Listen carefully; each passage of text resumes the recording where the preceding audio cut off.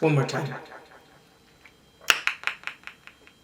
So sometime I go. We're good now. Story time. So sometime I go. I picked up this shift at a surgery center. Surprise, surprise, surprise, surprise. And I got there, and every single surgery center I go to, if you guys haven't picked up on this by now, I'm going to just say it again. It doesn't matter if you show up in your own scrubs. 90% of the time, I'll be a little bit generous, 88% of the time, they're going to ask you to take your scrubs off and put the surgery center scrubs on. Some of them even ask you to cover your hair. It just all depends. So I get there, introduce myself to the secretary. She's like, oh, your registry. Let the charge nurse know so that you can get a quick little orientation. Cool. Now, in these cases, when you pick up these one shifts here and there, you get a 15-second orientation. 30 at best. And it's because they really don't have time. You're only picking up this one shift. You're not being hired on permanently. No, bruh, like you're here to work for one day. We can't spend the whole day orienting you and then at the end of the day we send you home like, what is that?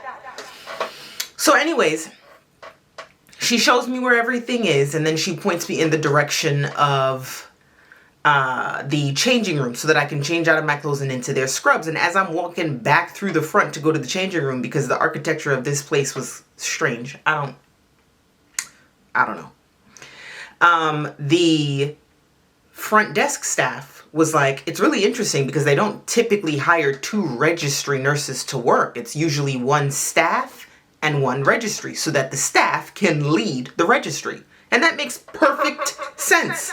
I don't know why she was telling me that. She needed to tell she needed to tell somebody that was in charge of hiring. I didn't care. Your girl wanted some extra money. And that's the beauty of nursing too. You know, like you could literally just pick up some shifts to pay for your vacation or to pay for your brand new shoes. And I understand that that's not the case for everybody, but that's what I was doing. Oh my, that was loud. Perhaps I actually charged it. Anyways. So yes, I wanted to go on a birthday trip. It's my birthday month. And just in case you're looking at this video outside of the month of April, April is my birthday month. Okay? All right. So I was trying to get that spending money. I didn't really care. No, I didn't charge it because she just told me that her battery's low. Let's just turn her off. Yeah, that's okay, honey. That's all right. I'm kidding. We'll still use it. So I went ahead and changed. I came back out and I met the other registry nurse that was coming on. We smiled at each other, introduced one another, and then, went on about our business. The charge nurse had already spoken to her at that time. And then so she was heading into the changing room to do her changing as I was heading out into the recovery room. And so the charge nurse that was working there, we're going to call her Erica. I don't know that I've ever used the word Erica, the name Erica before. I feel like I recycle these names. Anyways, I digress.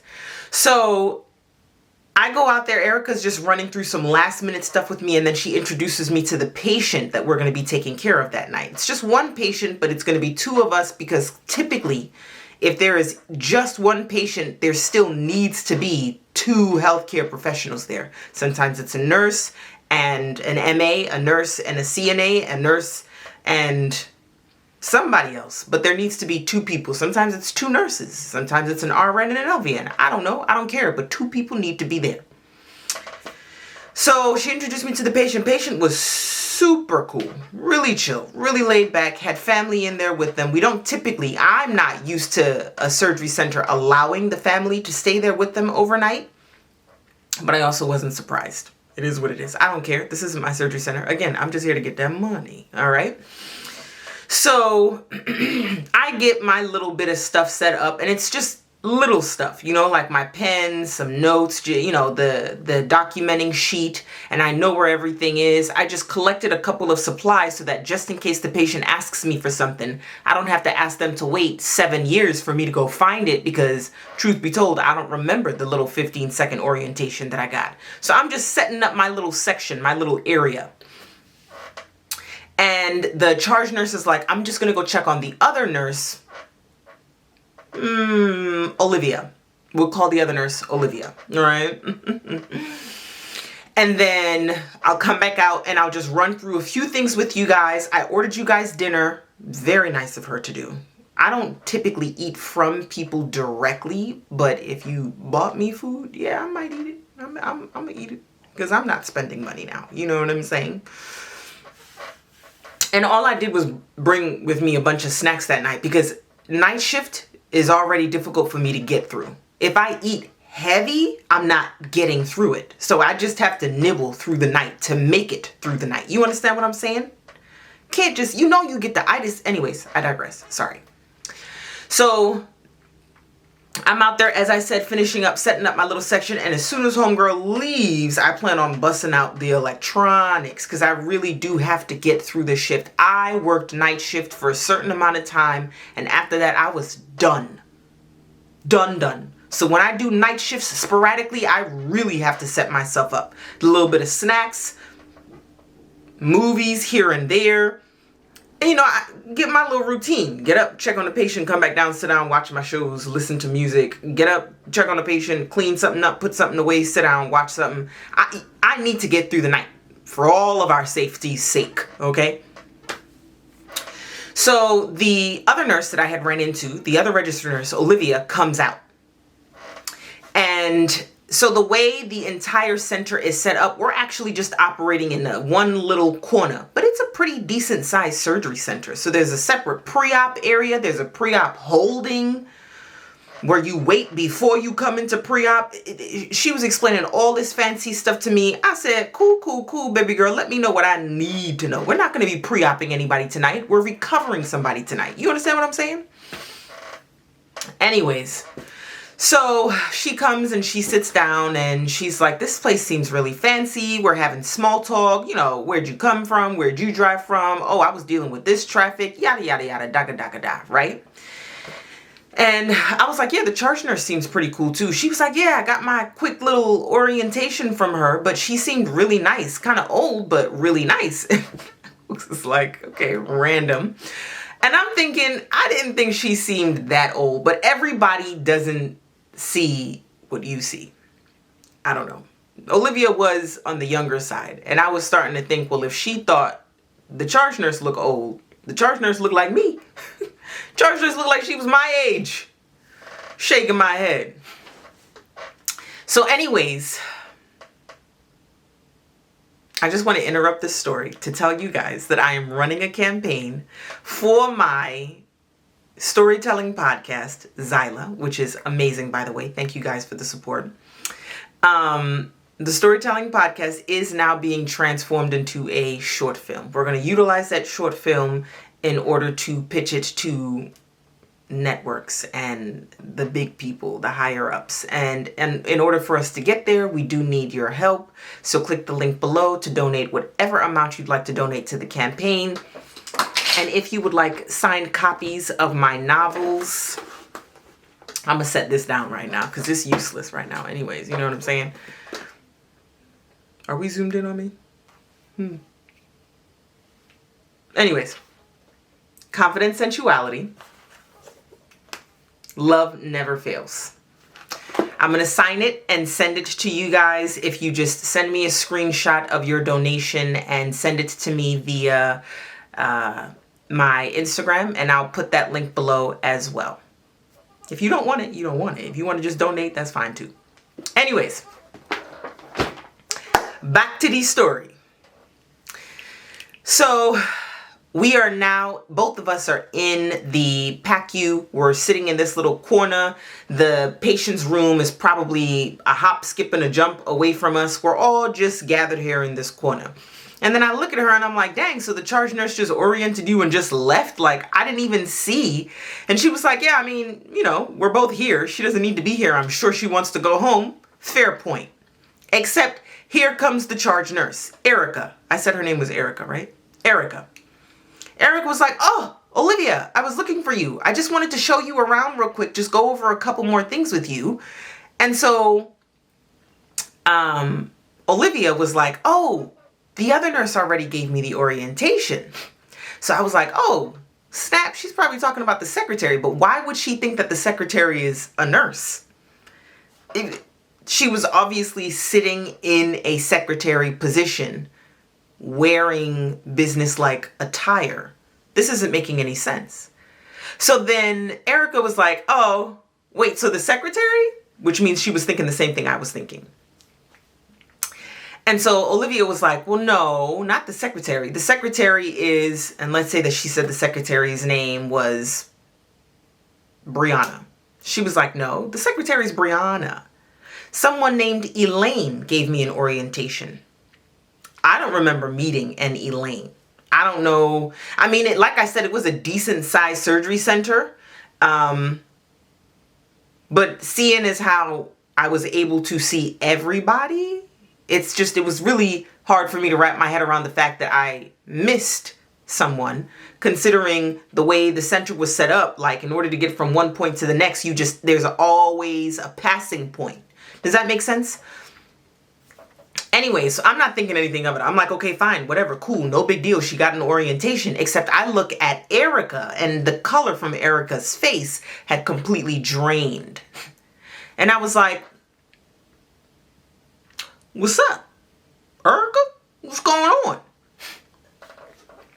And Erica was like, I'm sorry, you said Elaine gave you a quick orientation? And so then Olivia begins to describe Elaine. Olivia says, Elaine? Yes. I think she said her last name was, I don't know, Jones. Let's keep it simple.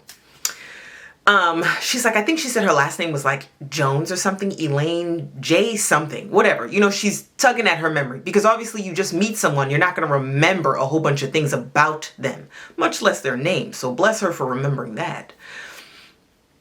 And she was like, yeah, Elaine showed me around. She's a shorter Hispanic woman with super short hair, curly at the top. She was wearing super cute scrubs. I don't know. She was just going into a description, you know, like snapping, like, Elaine, you know, I'm sorry. Did I get her name wrong? Like, this is everything that Olivia is saying to Erica, right? And so Erica was like, okay, so no one else is here. I'm like, okay.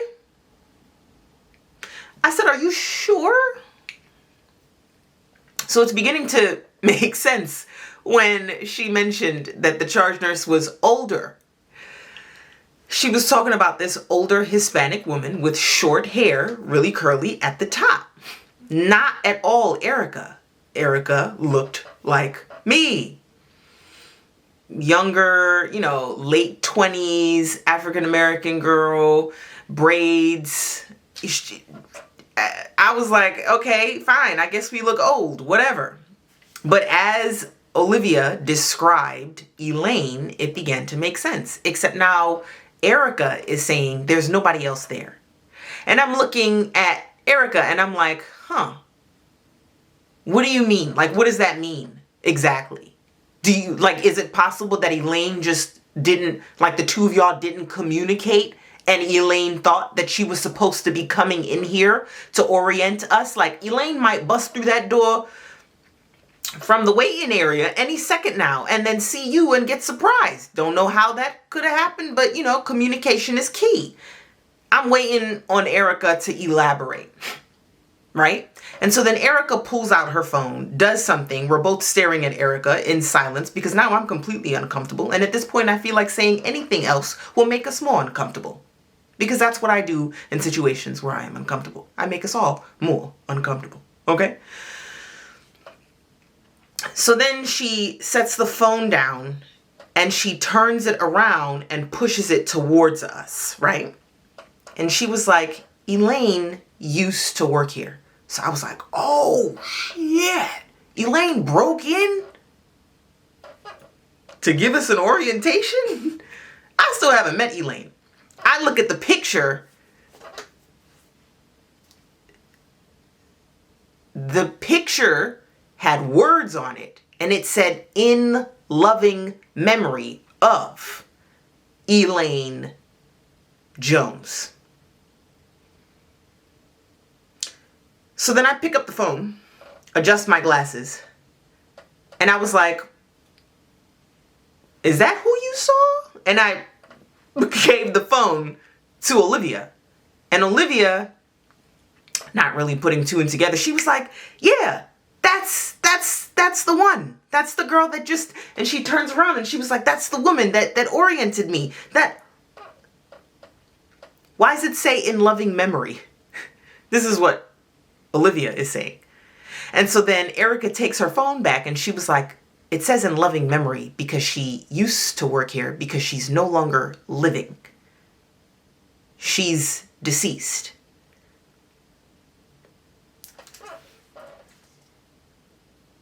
Y'all understand what I'm saying? It's always at these surgery centers. So y'all know how I said I set my little area up? I started to unset my little area up, gathered my belongings, put them in my bag, and I said, I'm not sure if I'm going to be able to do this, because if old girl over here is talking about seeing deceased people, I'm not interested in seeing them myself. Erica doesn't respond to me. She gets on the phone, turns around. I don't hear what she says. Maybe about 47 seconds later, she comes back over to us and she was like, you guys can go ahead and head out. And she was like, honestly, I'm not sure that I'm coming back either because this is too much. I didn't sign up for this. And then she goes into the patient's room. Into the patient's room and tells them, you know what, guys, I just spoke to the doctor. The doctor's just going to see you in his office tomorrow. You guys have been recovered. Like, homegirl has given up. No ifs, ands, or buts about it. She is not interested in entities. Not at all. Homegirl discharged the patients. The patient with the loved one. They were outrageously confused. Nobody expressed to them that there's a ghost. Okay? She got them, helped them get them dressed, and I'm standing there staring at this unfold. We're literally standing here in shock. She wheels the patient out and she was like, I'm not really comfortable, leaving individually. So if you guys could just give me a couple more seconds, we can all leave together. Discharged the patient and all three of us walked out of there. She locked up and we left. We departed. I have never. And so there's an app. There are multiple apps. I don't even see where you pick up shifts, like nurses sign up to pick up shifts, CNAs, medical assistants sign up, phlebotomists to pick up shifts. And that facility has yet to ever pop up again on like my queue for available shifts at these locations. She did not. I have never. Granted, this is not the first time something strange like this has happened to me, and typically when it does, the supervisor and or charge is aware of it. They've welcomed it. They've accepted it. And they're like, listen, you'll be fine. Can you just work through the night? I need this patient to be recovered. I'm hardly ever up for the challenge. This is not a strange phenomenon. Unfortunately, healthcare is not a strange place where it's a strange place, but it's not strange for these things to take place. And it's because, in healthcare, it's also a place where people can die in some unfortunate circumstances. They go in for surgery not expecting any complications, and the surgeon or somebody ends up coming out to tell the family, look, they didn't make it. So, on that note, if you want some signed copies, go ahead and make some donations. Click the link below so that you guys can help me make my dreams come true. And thank you to those of you who have already donated. I appreciate y'all. All right, now, check out them links in that bio, y'all, below in the caption. All right.